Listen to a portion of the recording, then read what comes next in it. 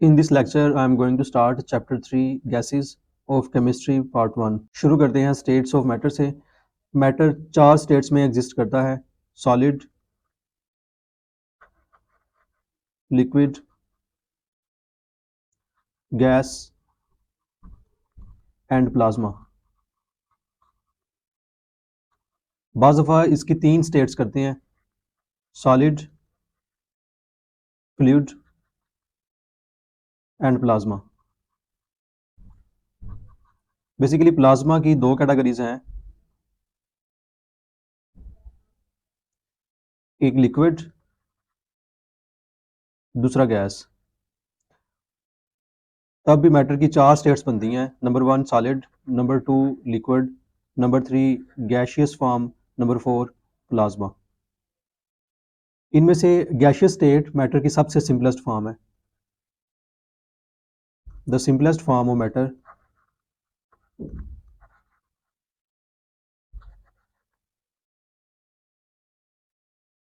Is gaseous state.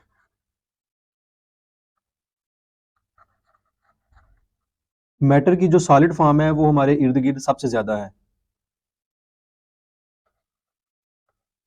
Most of matter around us is the solid state.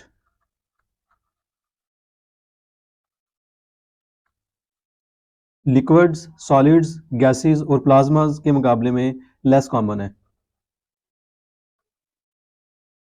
Liquids are less common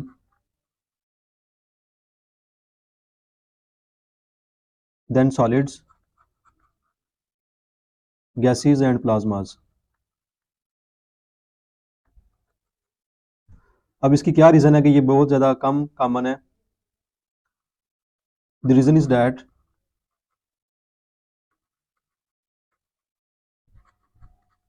the liquid state of any substance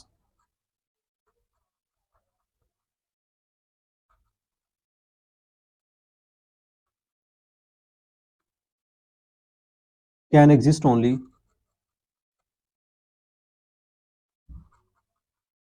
within a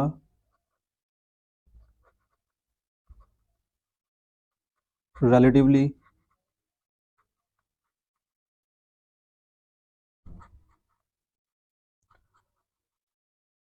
narrow range of temperature and pressure।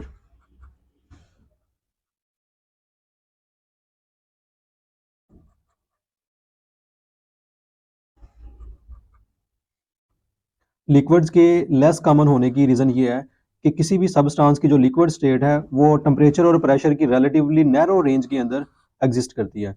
मैं इसकी example देता हूँ। इधर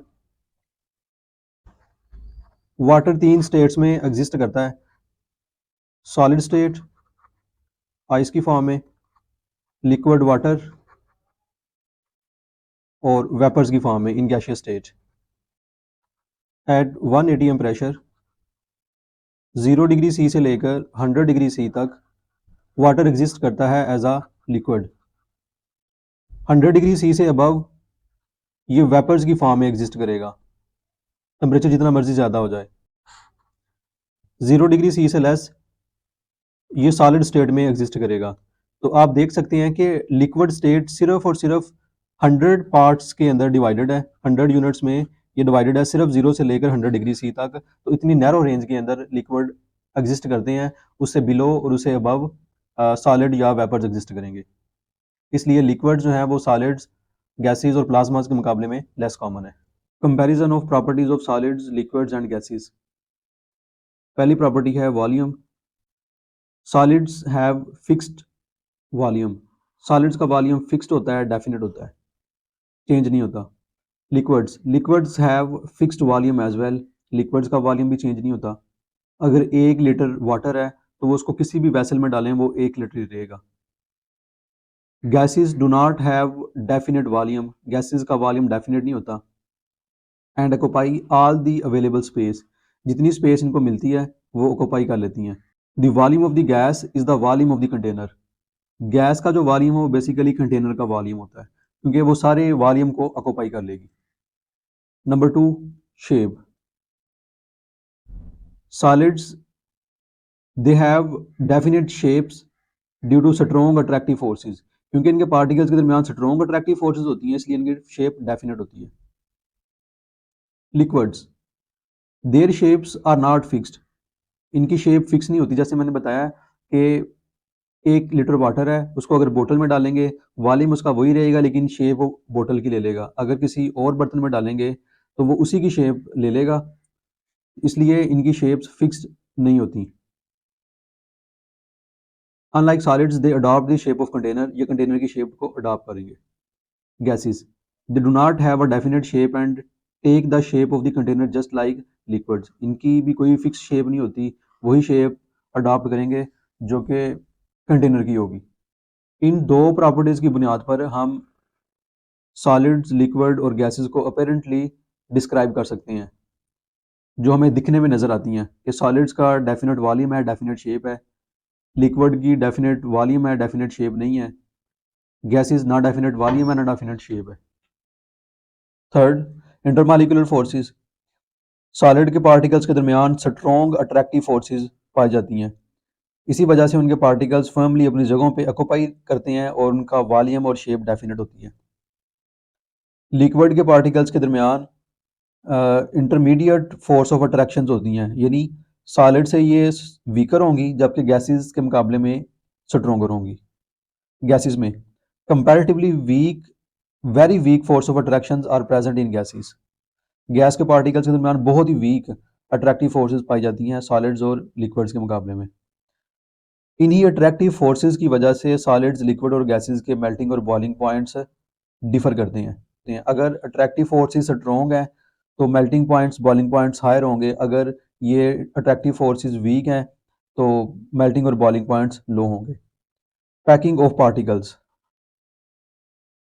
solid के particles tightly packed होते हैं, liquid के particles loosely packed होते हैं क्योंकि इनमें इंटरमॉलिक्यूलर फोर्सेस इंटरमीडिएट होती हैं between solids and gases.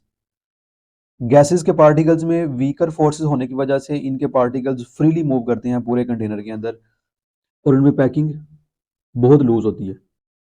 Number 5, density, solids they have high density, इनकी डेंसिटी हाई होती है। Liquids, the densities of liquids are much greater than those of gases, gases से लिक्विड्स की डेंसिटीज बहुत ज़्यादा high होती हैं, but are close to those of solids, लेकिन सॉलिड्स के तकरीबन करीब होती हैं या उससे कम होती हैं। Gases, gases have least density, gases की डेंसिटीज लीस्ट होती हैं, सबसे कम होती हैं।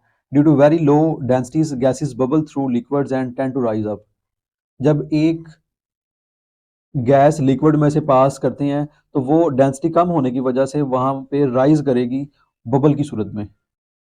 6, कंप्रेसिबिलिटी, दबने की सलाहियत कितनी है उनमें। Solids, they are not easily compressible materials due to tight packing of particles, particles की टाइट पैकिंग होने की वजह से ये इजीली कंप्रेसिबल नहीं होते, इनमें एम्प्टी स्पेसिस ना होने के करीब या बहुत ही कम होती हैं। Liquids, these materials can be compressed slightly, इनको स्लाइटली बिल्कुल मामूली सा कंप्रेस किया जा सकता है। Gases, they can be compressed by applying pressure, इनको प्रेशर अप्लाई करके कंप्रेस किया जा सकता है because there are large empty spaces between their molecules, क्योंकि इनके मॉलिक्यूल्स के दरमियान बहुत सारी लार्ज एम्प्टी स्पेसिस पाई जाती हैं। 7, डिफ्यूजिबिलिटी, डिफ्यूज होने की सलाहियत कितनी है। सॉलिड्स के पार्टिकल्स टाइटली पैक होने की वजह से डिफ्यूज नहीं कर सकते। Liquids, they have a slight diffusibility. Gases, gases are highly diffusible, क्योंकि ये फ्रीली मूव करते हैं इसलिए ये बड़ी तेज़ी के साथ डिफ्यूज़ करते हैं। जैसे कमरे के कोने में एक परफ्यूम स्प्रे किया जाए तो वो कुछ ही सेकंड्स में दूसरे कोने पे उसके पार्टिकल्स मूव कर जाते हैं, इसलिए इनमें डिफ्यूजिबिलिटी पावर हायर होती है। नंबर 8, एक्सपेंशन, एक्सपेंशन का मतलब है वॉल्यूम का इंक्रीज होना, फैलना। Solids, they do not show appreciable increase in volume when they are heated, जब इनको हम हीट करते हैं तो इनका वॉल्यूम बहुत माइन्यूट सा इंक्रीज करता है। Liquids, they do not show appreciable increase in volume when they are heated just as solids, solids और लिक्विड्स के मुकाबले में gases can expand on heating, जब हम हीट करते हैं गैसेस एक्सपैंड करती हैं। और by increase the available volume, अगर हम अवेलेबल वॉल्यूम चेंज कर दें कंटेनर चेंज कर दें या एक गैस को थोड़े वॉल्यूम से एक बड़े वॉल्यूम वाले कंटेनर में शिफ्ट कर दें तो फिर भी वॉल्यूम उनका इंक्रीज हो जाएगा। तो गैसेस कंटेनर का अवेलेबल वॉल्यूम चेंज करने से और हीट करने से उनका वॉल्यूम इंक्रीज करेगा। 9 kinetic energy of particles and motion. Solids में kinetic energy of solid particles is very low. Solid के पार्टिकल्स की काइनेटिक एनर्जी बहुत लो होती है। For which they possess only vibrational motion, ये अपनी जगहों पे वाइब्रेशनल मोशन परफॉर्म करते हैं। Liquids, kinetic energy of liquid particles is intermediate between gases and solids. Liquid के पार्टिकल्स की काइनेटिक एनर्जी इंटरमीडिएट होती है। Liquids can be converted into solids, liquids को सॉलिड्स में कन्वर्ट किया जा सकता है ऑन कूलिंग, कूल करके। जब हम कूल करेंगे तो बेसिकली टेम्परेचर कम कर रहे हैं। जब टेम्परेचर कम करेंगे तो मॉलिक्यूल्स की काइनेटिक एनर्जी भी कम होगी और वो इस तरह सॉलिड्स में कन्वर्ट किए जा सकते हैं। Gases, kinetic energy of gases very high for which they attain a random motion. Gas के पार्टिकल्स में इंटरमॉलिक्यूलर फोर्सेस वीक होती हैं, एम्प्टी स्पेसेस ज़्यादा होती हैं, फ्रीली वो मूव करते हैं, इसलिए उनकी पार्टिकल्स की मोशन रैंडम होगी।